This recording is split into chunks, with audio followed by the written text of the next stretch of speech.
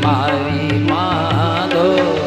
दे दो मारो चीर मुरारी माधो, मारी रे शरण की मारी मारे। बहुत से सज्जनों को ये पीड़ा थी कि संगीत बहुत ज्यादा आ रहा है कथा में। अब ये जो हम गा रहे हैं ना, ये भजन नहीं है। भजन की केवल 2 पंक्तियां ली गई है, और इन 2 पंक्तियों के अलावा जो भी आएगा ना, वो श्लोक आएंगे, यानी कथा ही आएगी। ये संगीत तो चल रहा है, लेकिन संगीत के साथ साथ कथा भी चल रही है, क्योंकि श्लोक लिए जा रहे हैं और कथा ही चलेगी। क्योंकि ये केवल 2 पंक्तियां लिए हमने भजन की तो धुन के रूप में, और बाकी तो सब श्लोक ही श्लोक चलेंगे। इसलिए अब ये धुन सुन करके लोग ये समझ लेते हैं कि ये तो भजन ही भजन गा रहे हैं, कथा तो कुछ कह ही नहीं रहे। सुनिएगा, गोपिकाएं बड़े आर्त स्वर में चीर हरण के लिए भगवान से कहती हैं कि हमारे चीर दे दो, तो बड़े आर्त स्वर में और सरसता बने, इसके लिए हमने उसमें संगीत जोड़ दिया। दे दो मारो चीर मुरारी माधो, मरी रे शरम की मारी माधो। दे दो मारो चीर मुरारी माधो, मारी रे शरण की मारी मारे। ओ दे दो मारो चीर मुरारी माधो, मरी रे शरम की मारी माधो। दे दो मारो चीर मुरारी माधो, मारी रे शरम की मारी मारी। जब गोपिकाओं ने कहा तो कन्हैया ने कहा, अत्रागत्या बला कामम स्वं स्वं वास प्रगृह्यतां, सत्यं ब्रवाणि नो नर्मा,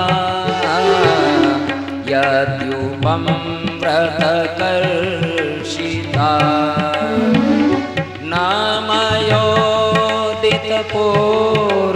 वा आन्द्रितं तदिमे विदुः, एकैकश प्रतीच्छध्वं सहैवोतसुमध्यमा। दे दो मारो चीर मुरारी माधो,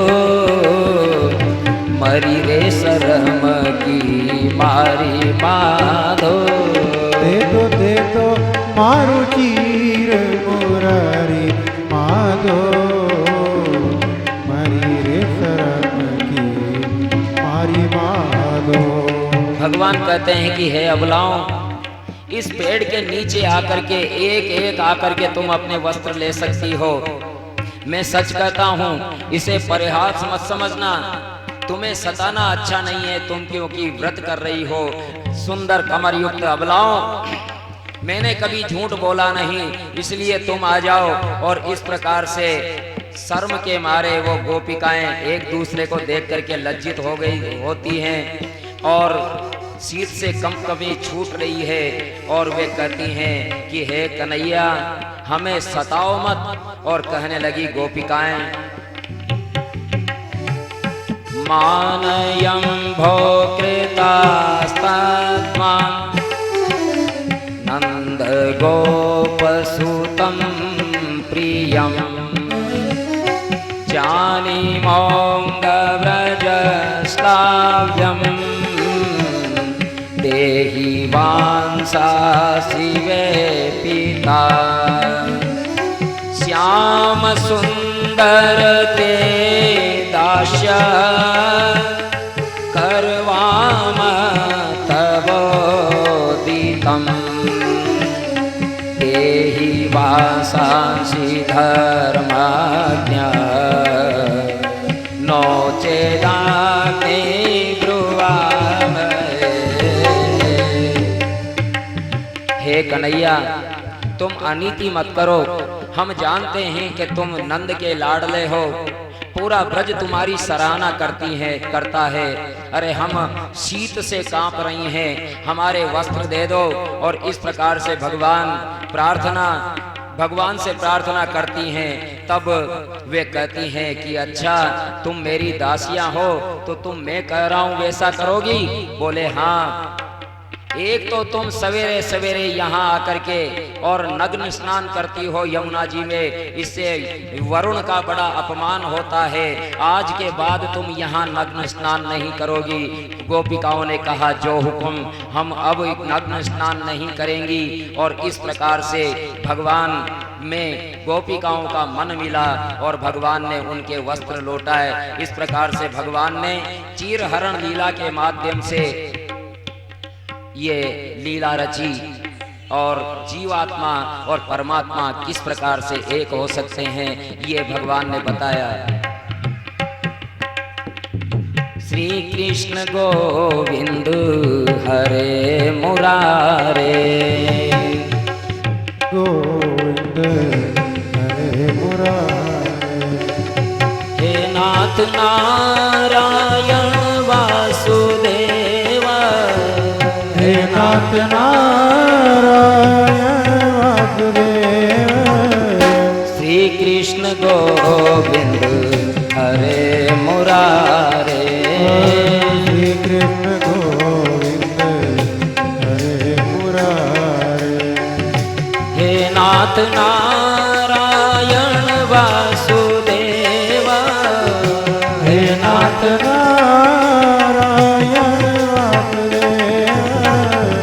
श्री कृष्ण गोविंद हरे मुरारे, श्री कृष्ण गोविंद हरे मुरारे, तुम्ही हो माता पिता हमारे, तुम्ही हो माता पिता तुम्हारे, तुम्ही हो माता पिता हमारे, तुम्ही हो माता पिता हमारे।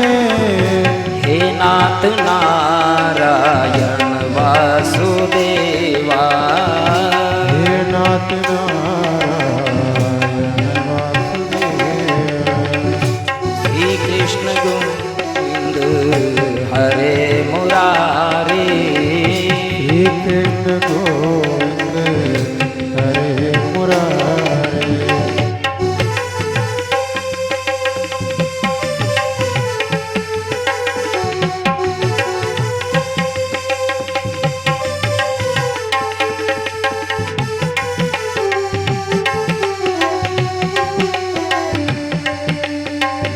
श्री कृष्ण गोविंद हरे मुरारे, श्री कृष्ण गोविंद हरे मुरारे, हे नाथ नारायण वासुदेवा, हे नाथ नारायण वासुदेव।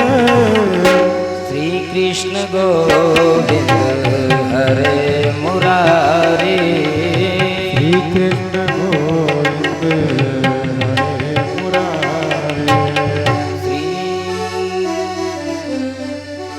बोली वृंदावन बिहारी लाल की। जय हो। एक बार जब गोप बालकों ने भगवान ने कह दिया कि आज का भोजन कोई भी साथ में नहीं लेगा, तो भगवान के कहने पर सब ग्वाल वाल ऐसे ही आ गए। जब भूख का टाइम हुआ तो ग्वाल वालों ने कहा भगवान हमें भूख लगी है, भोजन चाहिए। तो उन्होंने कहा कि जाओ पास में ही कुछ ब्राह्मण यज्ञ कर रहे हैं, वहां जाकर के कुछ मांग लाओ। गोप ग्वाल गए, ब्राह्मणों से कुछ मांगा तो ब्राह्मणों ने मना कर दिया, कंस के डर के मारे कि कंस को पता लगा कि हमने कृष्ण की सहायता की है तो वो हमें डर से, उसके डर से कुछ न दिया। ग्वाल वालों ने कृष्ण से आकर के कहा, ब्राह्मणों ने तो कुछ नहीं दिया। तो कृष्ण भगवान ने कहा कि अरे तुम ब्राह्मणों के पास क्यों गए? धर्म तो मातृशक्ति के पास होता है। तुम ब्राह्मणों की पत्नियों के पास जाओ। और फिर गोप ग्वाल ब्राह्मणों की पत्नियों के पास गए। ब्राह्मण पत्नियों ने जैसे ही सुना कि कन्हैया कुछ खाने को मांग रहे हैं, तो जो यज्ञ की सामग्री थी उसको कन्हैया के लिए, उसके ग्वाल बाल मित्रों के लिए सजा करके और थाल के थाल लेकर के ब्राह्मण पत्नियां चल पड़ी। एक ब्राह्मण पत्नी ऐसी भी थी कि उसके पति ने उसे रोक लिया, नहीं जाने दिया। तो वो जो ब्राह्मण पत्नी थी वो भगवान की ऐसी भक्ता थी कि वो कमरे में ही दम तोड़ देती है और सबसे पहले भगवान से जा मिलती है। वहां जाकर के गोपिकाएं भगवान श्री कृष्ण को निवेदन करती हैं। सबको भर पेट प्रसाद मिलता है। गोपिकाएं, वो जो ब्राह्मण पत्नियां हैं, वो बड़ी प्रार्थना करती है, स्तुतियां करती है। कन्हैया भी उनका बड़ा आदर करते हैं। और इस प्रकार से जब ब्राह्मणों को अपनी भूल सूझ पड़ी तब वे बड़े पछताने लगे। फिर उन्होंने ये संतोष किया कि चलो हमारी पत्नियों ने तो भगवान की सेवा की, इस बात का सुकून है।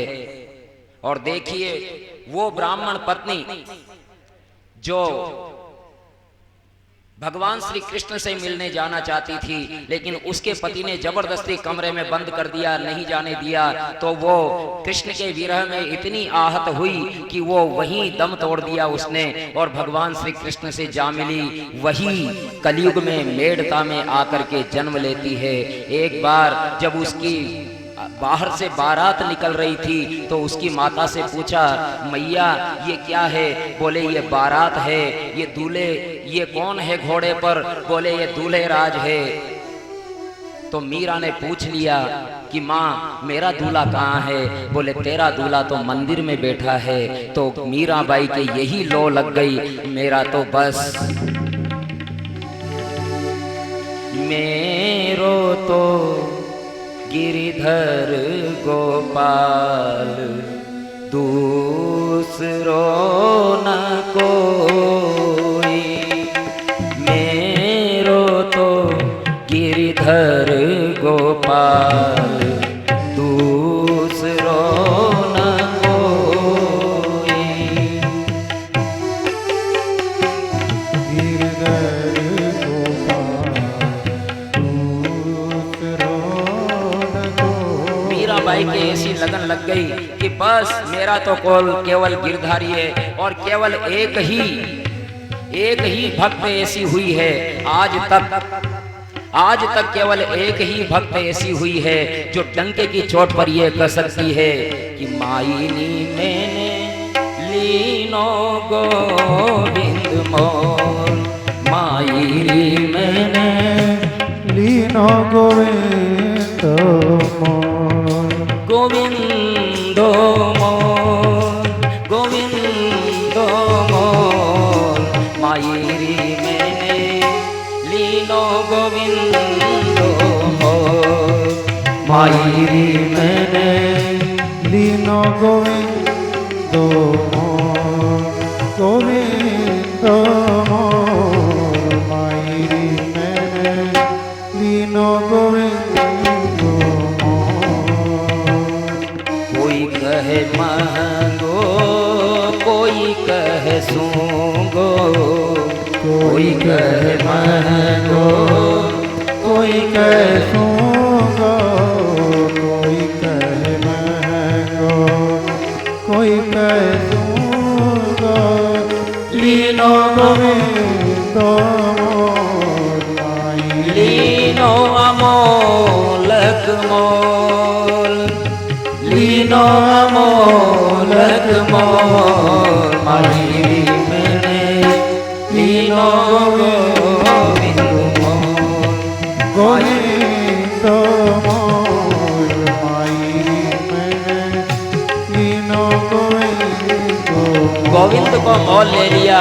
और कहने वाले कहते हैं कि ऐसी मीरा, ऐसी लागी लगन, मीरा हो गई मगन, वो तो गली गली हरी गुन गाने लगी। महलों में परी बन के जोगन चली, मीरा रानी दीवानी कहाने लगी। ऐसी लागी लगन, मीरा हो गई मगन, वो तो गली गली हरी गुण गाने लगी। लागी लगन, गली गली में घूमती हुई महारानी मीरा, मेवाड़ की महारानी मीरा गली गली में घूम घूम करके कहती रही, गोविंद मेरो है, गोपाल मेरो है, गोविंद मेरो है, गोपाल मेरो है। श्री बांके बिहारी नंदलाल मेरो है, श्री बांके बिहारी नंदलाल मेरो है। गोविंद मेरो है, गोपाल मेरो है, गोविंद मेरो है, गोपाल मेरो है।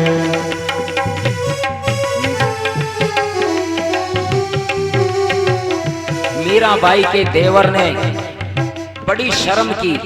मीराबाई के देवर को बड़ी शर्म आई और उन्होंने इनके लिए विष का प्याला भेजा और किसी ने कहा कि सालिग्राम जी का चरणामृत है और सालिग्राम जी का चरणामृत समझ करके विष पी गई, वो अमृत हो गया। नाग भेजा, वो गुलाब का पुष्प हो गया। और इस प्रकार से जो जो भी प्रयास किए सब फेल हो गए। लेकिन एकमात्र ऐसी भक्ता हुई है जो जीते जी द्वारकाधीश की मूर्ति में समा गई और द्वारकाधीश के मुख से उनका एक दुपट्टे का जरा सा छोर निकलता रह गया। और इसीलिए सब कहते हैं कि मीरा जैसी भक्ता न कभी होगी, न हुई है, न आगे होगी। इसीलिए कहते हैं, मीरा कहे मेरो गिरिधर नागर, मीरा कहे मेरो गिरधर नागर, गिरिधर नागर मेरो गिरिधर नागर, गिरिधर नागर मेरो गिरधर नागर। तोहरे दरस बिन में तो